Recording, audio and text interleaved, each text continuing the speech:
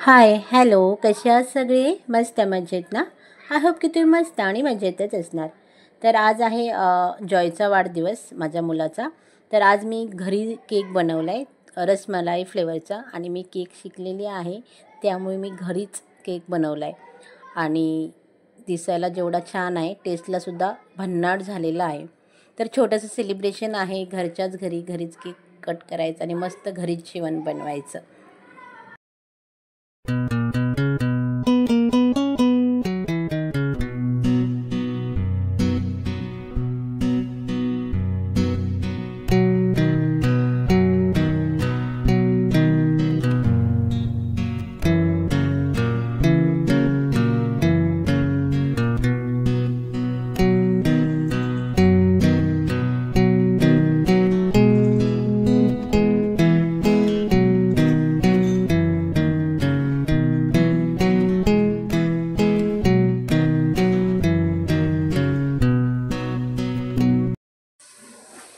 Cake cutting करून झालेला आहे, कटिंग करून खाऊन पण झालेला आहे.